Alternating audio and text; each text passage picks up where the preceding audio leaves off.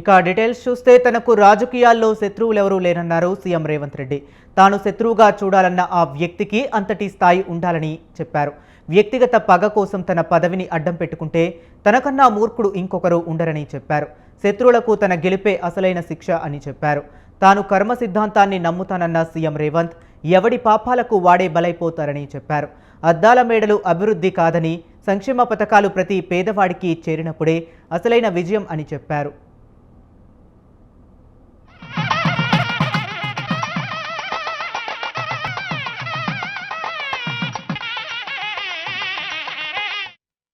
కానీ ఓ అందశ్రీ, ఓ గద్దర్ వాళ్ళు ఏం ఆశించలే. ప్రజల స్వేచ్ఛను ఆశించి, ప్రజల భావన, ప్రజల యొక్క ఆలోచన, ప్రజలకు ప్రేరణనివ్వాలి, ప్రేరేపితం చేయాలి, ప్రజల్ని నడిపించాలన్న ఒక సంకల్పంతో వాళ్ళు ముందుకు నడిపించింది. అందుకే 10 సంవత్సరాల ప్రతిపక్షంలో ఉన్నప్పుడు కానీ, అంతకంటే ముందు 10 సంవత్సరాలు తెలంగాణ ఉద్యమంలో ప్రజాప్రతినిధిగా పాల్గొన్నప్పుడు కానీ, ఈనాడు 20 నెలలు తెలంగాణ రాష్ట్ర ముఖ్యమంత్రిగా బాధ్యత స్వీకరించిన తర్వాత గాని ఏ రోజు కూడా అందశ్రీ గారి పట్ల మొదటి రోజు ఉన్న గౌరవము ఈ రోజు వరకు ఆ గౌరవం పెరిగింది తప్ప ఇక్కడ తగ్గలే. ఈ రోజు చాలా మంది నీకు అధికారం వచ్చింది కదా, నిన్ను ఇబ్బంది పెట్టిన వాళ్ళని ఏదైనా చేయడానికి నీకు అవకాశం ఉంది కదా అంటే నేను చెప్పిన, నేను ఎవరిని శత్రువులుగా చూడను. నేను శత్రువుగా చూడాలంటే కూడా వాళ్ళకి ఆ గొప్పతనం ఉండాలి.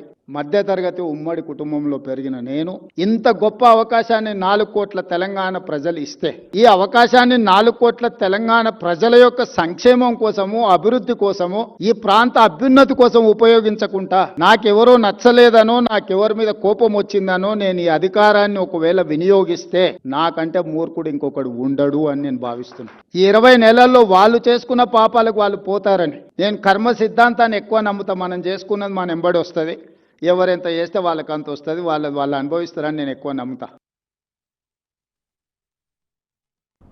నిజమైన ఉద్యమకారులెవరూ ఉద్యమకారుడినని చెప్పుకోరని సీఎం రేవంత్ రెడ్డి చెప్పారు. సర్వం కోల్పోయినా లక్ష్యం వైపు వెళ్తారని చెప్పారు. ఉద్యమకారులని చెప్పుకునే వాళ్లకు అన్ని వేల కోట్లు ఎలా వచ్చాయని ప్రశ్నించారు. తెలంగాణతో పేగుబంధం, పేరుబంధం అన్నీ తెంచుకున్నారని విమర్శించారు. దేశానికి నాయకత్వం వహించాలనే దురాశతో అన్నీ కోల్పోయారని అన్నారు. శ్రీకృష్ణుడు ఆధ్యాత్మిక తత్వవేత్త అని అన్నారు రేవంత్. పుస్తకావిష్కరణలకు తాను వెళ్లేది తక్కువ అని, అందశ్రీ ఆహ్వానం మేరకు ఇక్కడికి వచ్చానని చెప్పారు. చాలా మంది మేము ఉద్యమకారులం, ఉద్యమాల నుంచి వచ్చినామని చెప్పుకుంటూ ఉంటారు. కానీ నిజమైన ఉద్యమకారుడు ఎవరు? నేను ఉద్యమకారుని అని చెప్పుకోలే.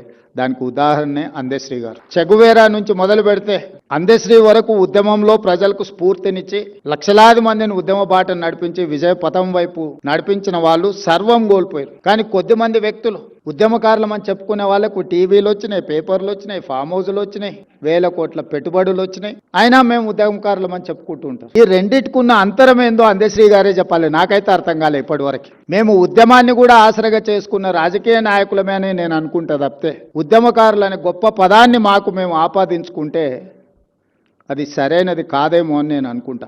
రాజకీయ ఉద్యమం నేపథ్యంలో రాజకీయ ప్రయోజనాన్ని అంచనా వేసుకొని, గాలి ఏ వైపు వీస్తుందో అంచనా వేసుకొని, గాలికి అనుకూలంగా ప్రణాళికలు సిద్ధం చేసుకొని, పేగుబంధం తెంచుకొని దేశానికే నాయకత్వం కావాలి, నాయకుడు కావాలని దురాశతోని బయలుదేరి ఉన్నది